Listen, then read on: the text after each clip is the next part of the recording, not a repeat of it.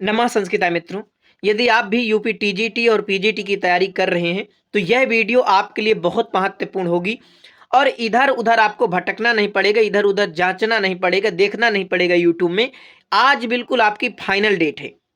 तो देखिए, मैं आपको संपूर्ण जानकारी बताऊंगा, इसमें एक एक पंक्ति को पढ़ करके बताऊंगा जिससे आप आसानी से आयोग का क्या कहना है, क्यों परीक्षा नहीं हो रही, क्या कांवड़ यात्रा की वजह से परीक्षा नहीं हो रही, तो फिर आरओ एआरओ की परीक्षा आप क्यों करा रहे हैं, सारी महत्वपूर्ण जानकारियां देखिए। 10 महीने हो चुके हैं और जो इसके आयोग के अध्यक्ष हैं प्रोफेसर कीर्ति पांडे, उन्होंने अभी तक इस पर टीजीटी और पीजीटी की परीक्षा पर कोई निर्णय नहीं लिए। तो आप एक एक पंक्ति पढ़िए कि एडेड कॉलेजों में टीजीटी पीजीटी परीक्षा भर्ती परीक्षाएं लगातार टल रही हैं। तीसरी बार परीक्षा टल चुकी है। पीजीटी की तो आपके टल ही चुकी हैं, अब टीजीटी का भी बिल्कुल ऑफिशियल नोटिफिकेशन आ गया, आयोग का कहना है। तो अब यहाँ पर आप देख रहे हैं कि आज आपकी जो है 17 तारीख है और आपकी 21 व 22 तारीख को यानी जुलाई में आपकी परीक्षा टीजीटी की प्रस्तावित थी। तो सबसे बड़ा आयोग 10 माह में सिर्फ एक परीक्षा यानी असिस्टेंट प्रोफेसर की करा सका है, जिसमें 910 अभ्यर्थियों ने 910 पदों पर जो है भर्ती निकाली गई थी। यह 16 और 17 अप्रैल को हुई थी, जिसमें 65,000 अभ्यर्थी जो है इसमें शामिल हुए थे परीक्षा में। तो इसी प्रकार से टीजीटी पीजीटी 4163 पदों पर वैकेंसी निकाली गई थी।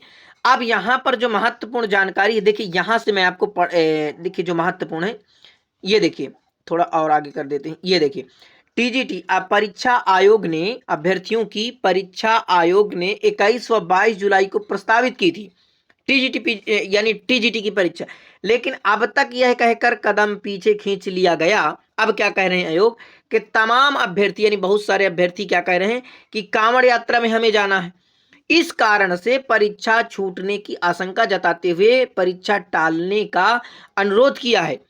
और हालांकि प्रतियोगी छात्र आयोग के इस तर्क से संतुष्ट नहीं है। प्रतियोगी छात्रों का कहना है कि उत्तर प्रदेश लोक सेवा आयोग इसी सावन में 27 जुलाई को आरओ यानी जो 27 जुलाई आने वाली है, आज आपकी 17-10 दिन बाद 27 जुलाई को आरओ और एआरओ प्री 2023 परीक्षा कराने जा रहा है। तो भाई इनके लिए भी तो वही सावन चल रहा है, इनके लिए भी तो कांवड़ यात्रा, ये भी तो जो आरओ एआरओ की तैयारी कर रहे हैं ये भी तो कांवड़ लेकर जाएंगे, तो इनकी परीक्षा छूट नहीं जाएगी। ये आयोग का जो कहना है बिल्कुल तर्कपूर्ण नहीं है। परीक्षार्थियों की संख्या के लिहाज से लोक सेवा आयोग अब तक, अरे भाई इधर क्यों जा रही हूँ, देखो इधर, अब तक की सबसे बड़ी परीक्षा है। इसमें परीक्षार्थियों की संख्या जो है 10.5 लाख से अधिक है, जबकि टीजीटी की परीक्षा में इससे कम लगभग 8.5 लाख अभ्यर्थियों की है। प्रतियोगियों का सवाल है कि जब आरओ एआरओ प्री परीक्षा हो सकती है तो फिर टीजीटी पीजीटी क्यों नहीं। तो आप देख सकते हैं, अब आपकी फाइनल डेट पर बात करते हैं।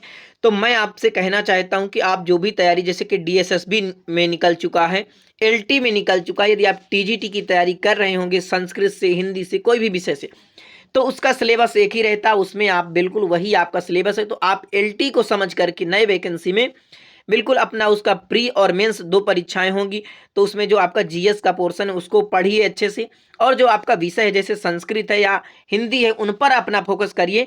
टीजीटी का भी वही सिलेबस है, और टीजीटी की परीक्षा कब होगी यही वीडियो अगर देखते रहेंगे तो आपका समय बर्बाद होगा। इसलिए जब भी कोई महत्वपूर्ण जानकारी, ऑफिशियल जानकारी, और टीजीटी की 21 और 22 जुलाई को तो परीक्षा आपकी होना ही नहीं है, ये मान लीजिए।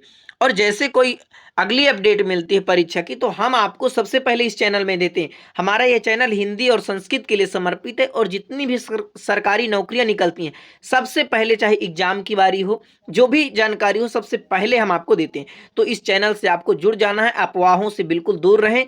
अब आज से आपको टीजीटी पीजीटी की कोई जो है वीडियो नहीं देखना कि भर्ती ये आ गई, ये ऑफिशियल नोटिफिकेशन आ गया, इस प्रकार के थंबनेल बना, कोई ऐसा नहीं।